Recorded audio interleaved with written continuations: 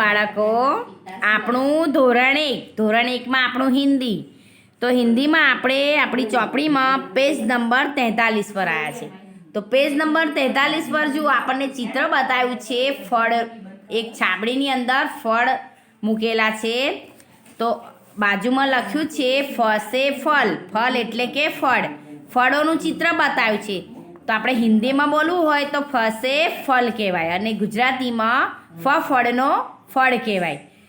હવે એની નીચે આપ્યું છે કે ફ શોધી તેના ઉપર ગોળ બનાવો. તો આપણે ખાનાની અંદર અલગ અલગ મૂળાક્ષર આપેલા છે એને જોવાના છે અને જોઈને ખાનામાં આપણે જોવાનું શોધવાનું છે કે ફસે ફળ ક્યાં લખેલું છે. તો ફસે ફળ લખ્યું હોય એના ઉપર આપણે ગોળ કરવાનું છે. ફરી એની નીચે છે કે રંગ પૂરો તો ડબલ અક્ષરથી ફસે ફળ લખેલો છે એમાં આપણે રંગ પૂરવાનું છે. ફરી એની નીચે છે વાંચો અને લખો તો ટપકાથી આપણને 3 લાઈન ફસે ફળની આપેલી છે એને આપણે ઘૂંટવાનું છે અને ખાલી જગ્યામાં ફસે ફળ લખવાનું છે. બરાબર. આ પેજ નંબર 43. હવે પેજ નંબર 43 પછી પેજ નંબર 44 તો પેજ નંબર 44 પર આપ્યું છે કે ફને ફથી શરૂ થતા ચિત્રો સાથે જોડો. તો આપણને વર્તુળની અંદર ફસે ફળ લખેલો છે અને વર્તુળની આજુબાજુ અલગ અલગ ચિત્રો આપેલા છે. ચિત્રોની નીચે નામ લખેલું છે તો નામ આપણે ચિત્રનું નામ વાંચવાનું. આપણને લખેલું છે કે પતંગ, ફકીર, નલ, ફણ, દર્પણ, ફલ અને ફરસા. આપણે શબ્દ વાંચવાનો. શબ્દ ફથી શરૂ થતો જે શબ્દ હોય એ ચિત્ર ઓળખવાનું પહેલાં અને પછી શબ્દ વાંચવાનો.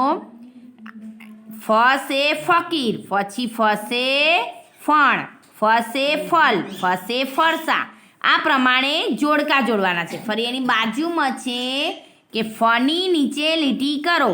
તો બોક્સની અંદર ઘણા બધા શબ્દો આલેલા છે. જુઓ આપણને 6 શબ્દો આપ્યા છે એને વાંચવાના.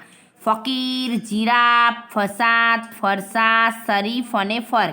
તો આ શબ્દોમાં આપણને ફસે ફકીર જે શબ્દમાં પહેલો અક્ષર ફ લખેલો હોય એની નીચે લીટી કરવાની છે. ફરી એની નીચે છે ફથી જુદા અક્ષર પર ચોકડી કરો. એટલે બોક્સની અંદર અલગ અલગ મૂળાક્ષર આપ્યા છે તો એની અંદર ફથી જે જુદો અક્ષર હોય એના ઉપર આપણે ચોકડી કરવાની છે. ફરી એની નીચે છે વાંચો અને લખો. તો આપણને 4 ચિત્રો આપેલા છે. જુઓ ફકીર, ફણ, ફરસા અને ફરહા. તો આપણે ચિત્રની નીચે જે શબ્દો આપ્યા છે ને ટપકાથી લખ્યું છે અને નીચે ખાલી જગ્યા છે એની નીચે આપણે ખાલી જગ્યામાં ફસે ફ લખવાના છે. એ 4 ખાનામાં ફસે ફ આપણે ઘૂંટવાનું છે અને લખવાનું છે. બરાબર.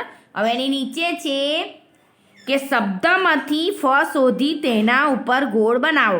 તો આપણને બોક્સની અંદર 4 શબ્દ આપ્યા છે. જો ફટના, ફસલ, સફલ અને કફન.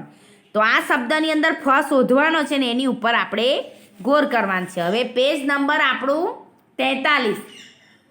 મેં તમને શીખવાડ્યું એ પ્રમાણે પેજ નંબર 43માં આપણને બોક્સની ઉપર જે સૂચના આપી છે સૂચના વાંચીને આ ચોપડીમાં તમારે પૂરવાનું છે. ફરી પેજ નંબર 43 ઉપર આપ્યું છે વર્તુળવાળું જે મેં તમને સમજાયું એ પછી લીટી કરવાનું, ચોકડી કરવાનું અને આ જે 4 શબ્દો નીચે આપ્યા છે એ શબ્દોને તમારે હિન્દીની નોટમાં લીટી દોરીને આખું પેજ ભરીને લાઈન ભરીને 4 શબ્દો લખવાના છે. ફરી એની નીચેનું છે એ જે બોક્સનું આપ્યું છે આપણને લેસન કે ફ શોધી તેના ઉપર ગોળ બનાવો.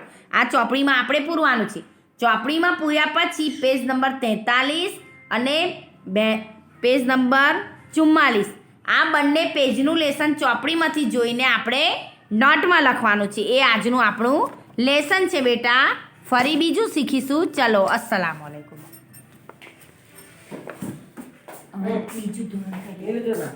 હા.